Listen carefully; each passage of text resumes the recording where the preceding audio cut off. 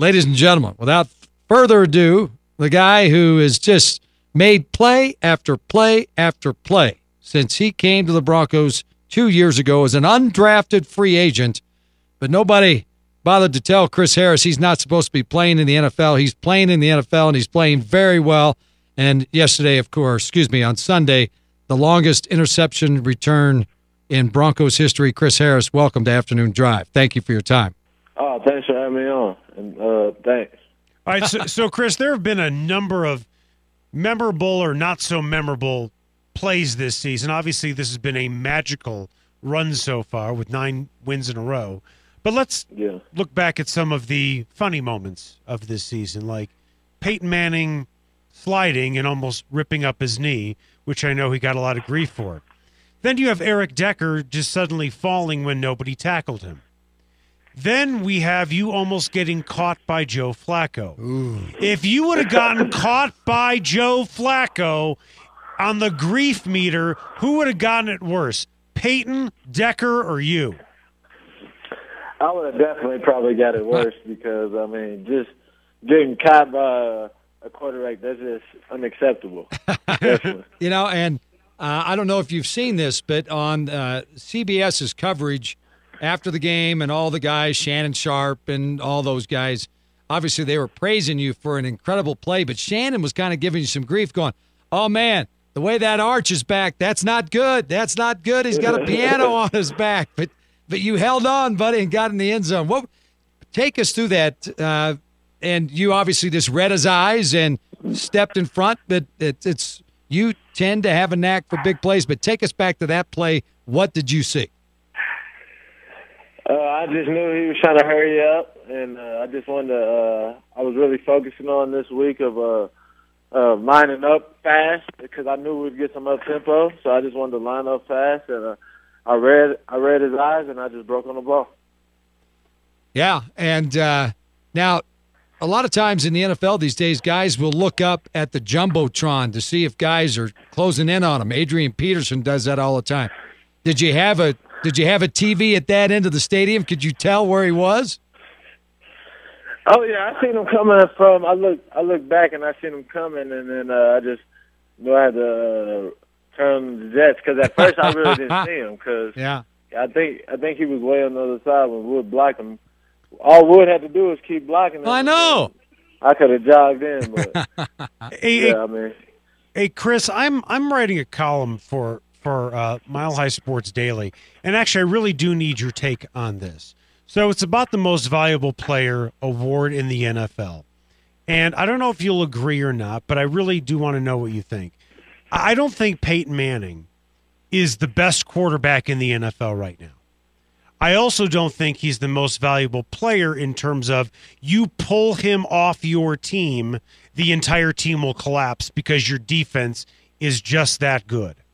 The case that I make for Peyton Manning is this, that the aura about him and the confidence that he exudes permeates the locker room to challenge every player in that locker room to not only play at their highest level, but to be accountable as well. And you played on this team last year, and you played with a pretty inspirational guy in Tim Tebow, and I'm not asking you to make a comparison, but when Peyton Manning is around, what kind of confidence, what does he instill in the entire locker room with just his presence? Oh, Peyton, as soon as Peyton joined the team, it was different. He's a true leader. He knows what it takes to win a Super Bowl. And, he makes sure he keeps everybody accountable. He's a guy that these younger quarterbacks need to look up to that really knows how to be a true leader. And, we get in practice, and if offense having bad plays, Peyton's the first one. He's getting at the offensive line. He's getting at the running backs. He challenges everybody. So, having him is just a huge difference. But, him for the MVP, he's definitely having an MVP season by his numbers. And Adrian Peterson, what he's doing is out of control, what he's doing on the field. Does he ever talk to the defense the way he talks to the offense in practice? Oh, no. He's a guy that when we go offense versus defense, he's competitive with us. And, we always talk a little messing, but he just comes over and challenges, make a big play, help us out, get us the ball back. He says stuff like that. We're talking with Chris Harris, Broncos defensive back, who had a huge play, a game-changing play on Sunday in intercepting Joe Flacco and taking it all the way back for a touchdown, interception return for touchdown, and turned what could have been a close game at halftime into a 17-0 halftime lead for the Broncos. And you talked about Adrian Peterson, and he's having just an incredible year. Inside the locker room, what are some of the other – so what he's doing this year, people are like, wow. What are some other guys in the league? You guys talk amongst yourselves about guys on the other teams. Who are some other guys that you're like, man, that dude is having a year? Oh, definitely J.J. Watt, Alden Smith. Those guys are making huge plays week to week. Tom Brady. I mean, guys they've been pretty consistent throughout the season. So, looking on your side of the ball with Von Miller, and I'm singling him out because he is, like you, he has really taken a quantum leap in his game. But how does he individually make it easier for everyone else? Meaning he could do so many different things. I mean, he's a guy that, we can send him up the middle, we can send him outside to get the rush, and he's a dynamic rusher. It's not too many rushers, or there's probably nobody in the league that can do the type of things that Von can do out there on the field. Like, Von would probably be a terrible coach because the things he does on the field is just freakish. He definitely worked hard. And just to put how impactful he is into perspective, and Chris, I know I'm putting you on the spot here. You are a top 5 defense in points allowed and in yards. And I think you would agree as a cornerback that the pass rush has helped your game tremendously. I look at a guy like Champ Bailey, who you can say had his best season before this season back in 2005, 2006. Champ hasn't gotten suddenly better as a cornerback over the last 5 years, and this year is his best year in however many years. It's because of a pass rush. Would you agree?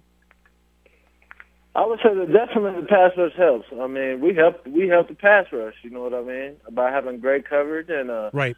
The quarterbacks think, and then they have time to go get sacks. And it definitely works. It's a team thing, and we're just trying to definitely be good on third downs, and that's just really, it's just a team thing. Well, and let's not forget the linebackers. Wesley Woodyard's had a great year. It's been a collective effort of 11 angry men on the defensive side that, to me, that's been the real surprise. After you guys won Sunday in Baltimore and then the Patriots lose at home to the 49ers, the things have changed, so to speak, and that now in front of you, if you just take care of your business, you guys will secure a first-round bye, and if the Patriots are still alive, they'd have to come here. The expectations, Chris Harris, of people calling here, it's now almost like Bronco fans expect you guys to go to the Super Bowl. I know that you guys take it one game at a time, but talk about what the mood was like in that airplane as you were flying back and you learned that the Patriots had lost. Oh, that definitely helped us out a lot. Being able to get that bye is huge, and especially playing at home, we feel like we play pretty good at home, and that's just a huge advantage for us. But we know that if we don't beat the Browns or beat the Chiefs, all that talk is over. So we know we have to handle business for the next 2 weeks. Right. But was there a cheer went out? Were you guys on the bus or you were on the plane? You guys were all together, weren't you, when you learned that? No, we were. We have made it home by then. Okay. We were already at home watching the game. Okay. Yeah, but I think that's just like it couldn't have been a better weekend for you guys. And I know I'm stating the obvious, but if you guys face up against the Patriots again, defensively, And listen, I'm not asking you something where you're giving away the game plan because you don't have a game plan yet. So if you were game planning, what would you have to do differently against Brady? Definitely stop the run. I think they ran for like 250 yards on us that game, and that definitely makes it really hard, and definitely puts you on your heels when they can run the ball and pass the ball like that. And I mean, we definitely have to stop the run, and that's really been helping us out lately. Why did they run for all those yards?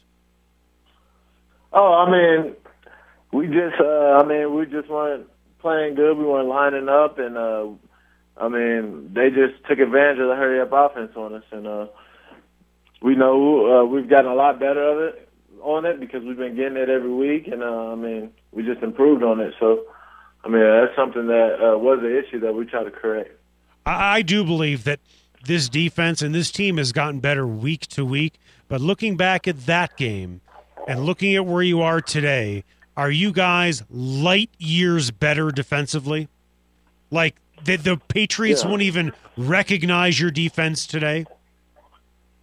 I mean, definitely. I think we're a lot better than we were at that time. I mean,